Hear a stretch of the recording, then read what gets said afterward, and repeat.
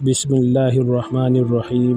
حضرت نوح علیہ السلام ہر ایک شخص کے پاس جا کر ہدایت کرتے، کبھی کبھی اجتماع سے بھی خطاب کرتے۔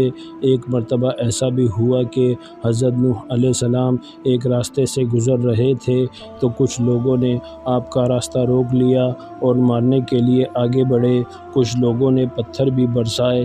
ایک شخص آگے آیا، لوگوں سے کہا کہ تم اسے کیوں مارتے ہو؟ اس نے تمہارا کیا نقصان کیا ہے؟ تو لوگوں نے کہا کہ یہ ہمارے بتوں کے خلاف باتیں کرتا ہے جبکہ ہم عبادت کرتے ہیں۔ ایک اور شخص نے کہا کہ یہ کہتا ہے کہ میں نبی ہوں، اللہ نے مجھے نبی بنا کر بھیجا ہے۔ یہ تو ہم ہی جیسا انسان ہے، یہ کھاتا پیتا کام کرتا ہے، اس کے پاس دولت بھی نہیں ہے۔ خدا کو اگر نبی بنانا ہوتا تو کسی سردار اور امیر آدمی کو نبی بناتا۔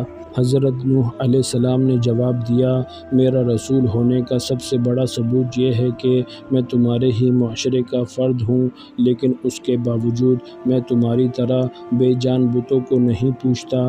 دوسرا بڑا ثبوت یہ ہے کہ میں تم لوگوں کو نصیحت کر رہا ہوں، لیکن اس کا کوئی معاوضہ تم سے طلب نہیں کرتا۔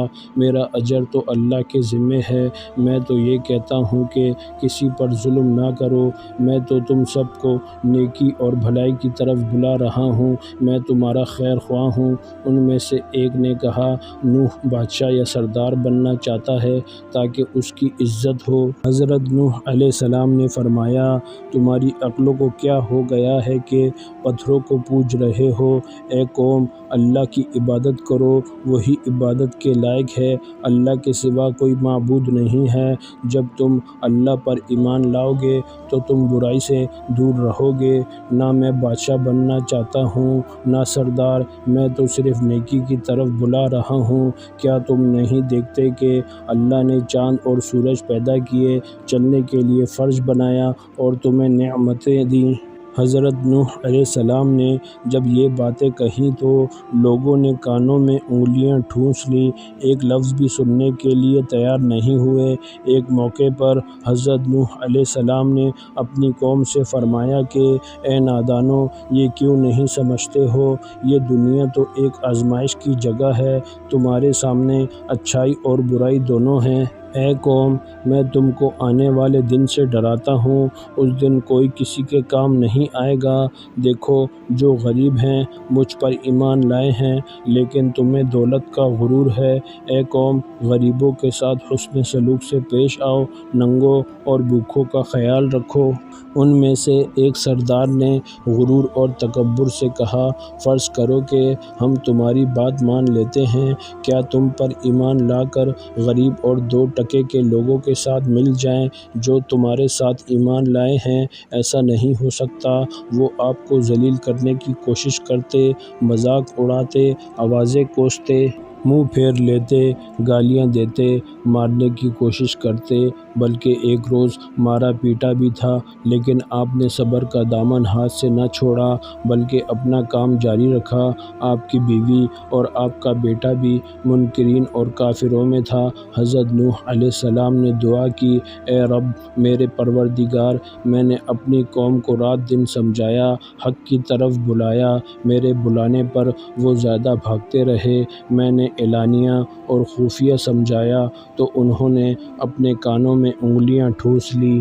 اللہ تعالیٰ نے حضرت نوح علیہ السلام کو وحی بھیجی کہ ایک کشتی بناؤ اور ظالموں کے بارے میں کچھ نہ بولو۔ اللہ کے حکم کے مطابق آپ نے ایک کشتی تیار کرنا شروع کی۔ کچھ لوگوں نے مذاق کرتے ہوئے پوچھا، اے نوح، کیا بنا رہے ہو؟ آپ نے بتایا کہ میں ایک کشتی تیار کر رہا ہوں کیونکہ اللہ کی طرف سے عذاب آنے والا ہے۔ اللہ نے جو ڈھیل دے دی ہے وہ ختم ہو رہی ہے۔ جب وقت آئے گا ہر طرف پانی ہی پانی نظر آئے گا، صرف وہی بچے گا جو اس کشتی میں سوار ہوگا، جو بت پرستی سے توبہ کرے گا، گناہوں سے معافی مانگے گا، اسی کو اس کشتی میں جگہ ملے گی۔ لوگ بولے، اے نوح، یہ زمین تو خشک ہے، ایسے آثار بھی نہیں ہیں کہ اتنا پانی ہو جائے کہ کشتی تیرنے لگے۔ نوح کا تو دماغ ہی چل بسا ہے۔ نوح علیہ السلام اس قسم کی باتوں سے بالکل مایوس ہو چکے اور اصلاح کی کوئی امید نظر نہیں آ رہی تھی۔ جب کشتی بن کر تیار ہو گئی تو لوگ کشتی میں غلاظت پھینک دیتے۔ کشتی میں کوئی ایسی جگہ نہ تھی جہاں غلاظت نہ ہو۔ کافر غلاظت پھینکنے کے لیے کشتی کے اندر جایا کرتے تھے، یہ ان کا معمول بن چکا تھا۔ ایک مرتبہ ایک کوڑ کا مریض بھی اپنے ناپاک مقصد کے ساتھ کشتی کے اندر گیا۔ اس کے سڑے ہوئے جسم کے ایک حصے پر کچھ غلاظت لگ گئی۔ کچھ دیر بعد اس نے دیکھا کہ جہاں غلاظت لگی تھی وہ حصہ اچھا ہو گیا۔ اب اسے حیرت ہوئی کہ یہ کیا ماجرا ہے، آخر غلاظت سے کس طرح شفا ہو سکتی ہے۔ پھر وہ کشتی کے اندر داخل ہوا اور غلاظت پوری طرح سارے جسم پر مل لیا تو دیکھا کہ وہ بالکل تندرست ہو گیا۔ یہ بات کوڑ کے مریضوں کے اندر پھیل گئی تو سب نے کشتی کے اندر داخل ہو کر غلاظت ملنا شروع کر دیا۔ اس طرح پوری کشتی صاف پاک ہو گئی۔